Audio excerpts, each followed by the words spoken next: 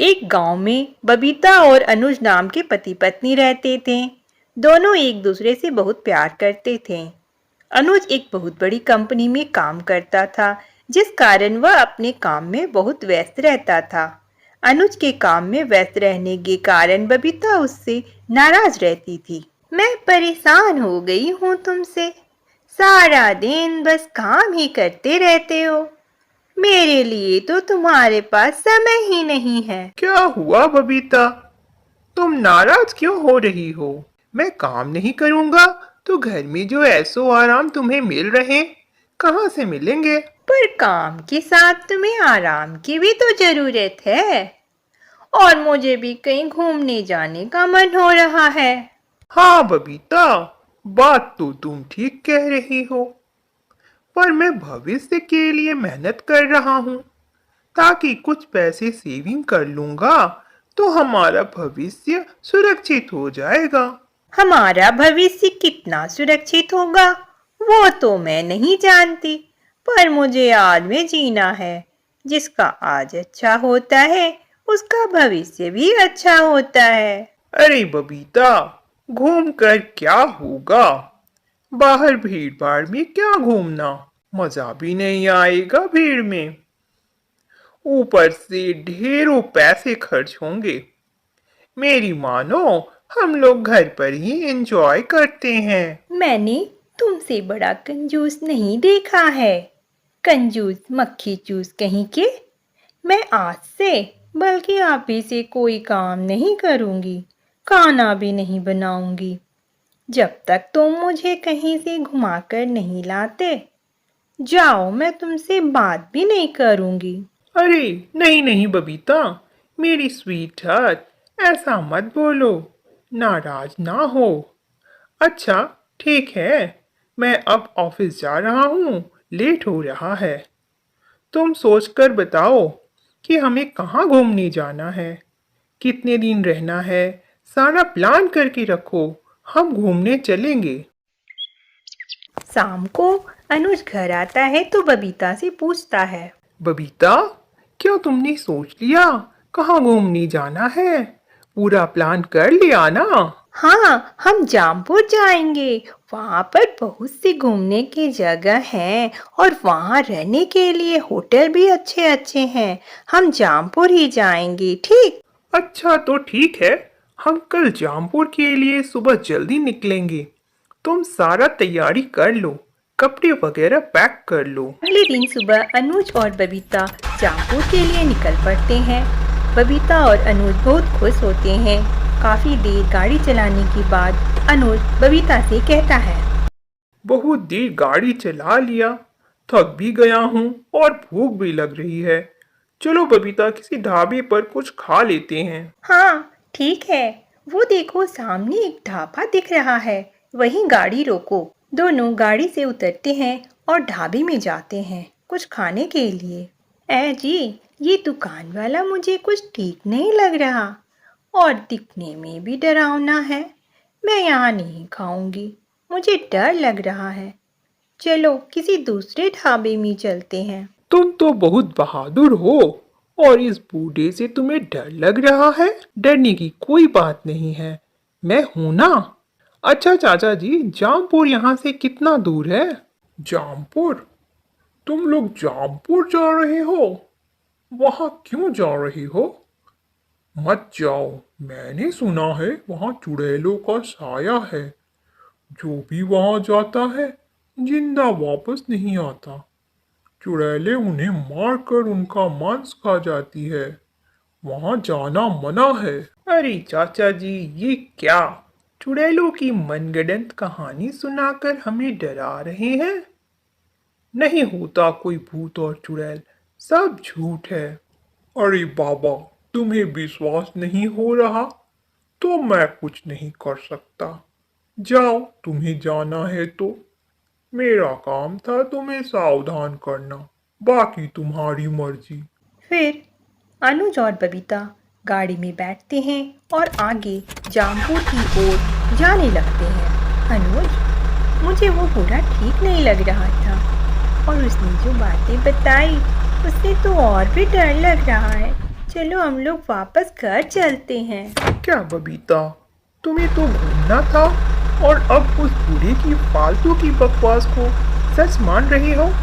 वो time pass कर रहा था। चलो, कुछ नहीं होगा, मैं हूं ना। अनुज, अनुज, वो सामने देखो, चुड़ैल है। सचमुच की चुड़ैल आ गई। कहाँ? कुछ भी तो नहीं है। मुझे तो चुड़ैल नहीं दिख रही, तुम्हें वहम हो रहा है। तभी अचानक से गाड़ी की टायर पंक्चर हो जाती है और गाड़ी एक पेड़ से टकरा जाती है। अरे अरे, ये क्या हो गया? ये टायर भी अभी पंक्चर होना था। अनुज, अब हम क्या करेंगे? अब हम आगे कैसे जाएंगे? गाड़ी तो पंक्चर हो गई। तुम चिंता मत करो। ऐसा करो, तुम गाड़ी में बैठो, मैं मैकेनिक ढूंढ कर लाता हूँ। बबीता गाड़ी के अंदर बैठ जाती है। तभी वहाँ ढाबे वाला बूढ़ा आ जाता है और गाड़ी का शीशा खटखटाता है और बबीता से कहता है, मैंने मना किया था ना तुम्हें जामनगर जाने से, अब भुगतो। इतना कहकर बूढ़ा वहां से गायब हो जाता है। बबीता अब और भी ज्यादा डर जाती है। तभी अनुज मैकेनिक के साथ आ जाता है। अनुज, तुमने कितनी देर लगा दी। मैं यहाँ अकेले कितना डर रही थी। अब तो थोड़ी देर में शाम भी हो जाएगी। जल्दी से गाड़ी ठीक करवाओ। तुम डरो मत, गाड़ी अभी ठीक हो जाएगी। अनुज मैकेनिक से गाड़ी ठीक करने को कहता है। भैया, जल्दी से गाड़ी ठीक कर दो ना, रात होने वाली है। मैडम, गाड़ी तो अभी ठीक नहीं होगी इतनी जल्दी। अंधेरा भी हो रहा, ठीक से दिखाई भी नहीं दे रहा। रात होने वाली है, चारों तरफ जंगल ही जंगल है। कोई गाड़ी भी नहीं आ रही जिससे हम मदद ले सके। ठीक नहीं हो रही अभी मुझसे, तो मैं क्या करूं? यहाँ तो आसपास कोई रहने के लिए होटल भी नहीं है। भैया, कोशिश करो, जल्दी से गाड़ी ठीक कर दो। हम रात भर रास्ते में कैसे रहेंगे? ऐसा करो बाबूजी, आप लोग आज रात मेरे घर में गुजार लो। सुबह होने पर मैं एक और मिस्त्री को लेकर आऊंगा और आपकी गाड़ी ठीक कर दूंगा। नहीं नहीं, हम आप पर बोझ नहीं बनेंगे। हम रात को गाड़ी में ही रुक जाएंगे। मैडम जी, आप डरिए मत, मेरे घर पर मेरा पूरा परिवार है, आपको कोई तकलीफ नहीं होगी। अनुज बबीता को समझाता है। बबीता, चलो हम लोग इसके घर पर रात गुजार लेते हैं। चारों तरफ जंगल है, जंगली जानवर का भी डर है और चोर डाकू का भी। यहाँ रुकना ठीक नहीं। मेरा मन तो नहीं कर रहा जाने का, पर तुम कहते हो तो चलो। फिर अनुज और बबीता मैकेनिक के साथ उसके घर जाते हैं। घर पहुंचकर मैकेनिक उन्हें कमरे में ले जाता है जहां मैकेनिक की पत्नी बैठी होती है, जो बहुत ही सुंदर होती है। आप लोग बैठिए, मैं रोटी बनाकर लाती हूँ। आप लोग खाना खाकर आराम कर लीजिएगा। फिर अनुज और बबीता खाना खाते हैं और दूसरे कमरे में सोने के लिए चले जाते हैं। आधी रात होने पर बबीता की नींद खुल जाती है। उसे भयानक आवाजें सुनाई देती है। वह डर जाती है और अनुज को जल्दी से उठाती है। अनुज, अनुज, देखो ना, कैसी भयानक भयानक आवाजें आ रही है। मैं कह रही थी ना, मुझे कुछ ठीक नहीं लग रहा।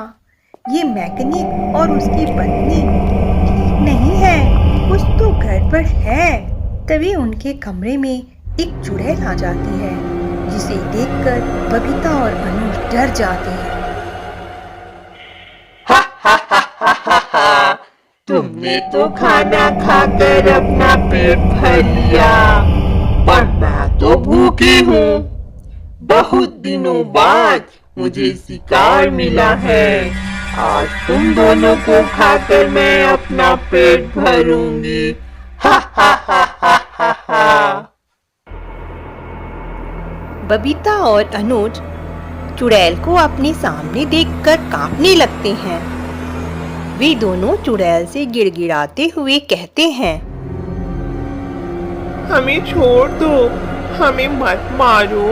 हमने तुम्हारा क्या बिगाड़ा है? जो तुम हमें मारना चाहती हो, हमें जाने दो। तभी बबीता की नजर अनुज के गले में पड़ती है। अनुज के गले में ओम लॉकेट लगा हुआ चैन था। बबीता जल्दी से अनुज के गले से चैन निकाल लेती है और चुड़ैल के सामने दिखाने लगती है। यह लॉकेट एक महात्मा जी ने अनुज को दिया था। लॉकेट में से एक रोशनी बाहर निकलती है और चुड़ैल के शरीर को जला देती है। चुड़ैल तड़पने लगती है और मर जाती है। बबीता और अनुज वहां से भागते हुए अपनी गाड़ी के पास आते हैं। रास्ते में उन्हें एक गाड़ी वाला मिलता है जो उनकी गाड़ी को ठीक कर देता है। बबीता और अनुज वापस अपने घर चले जाते हैं।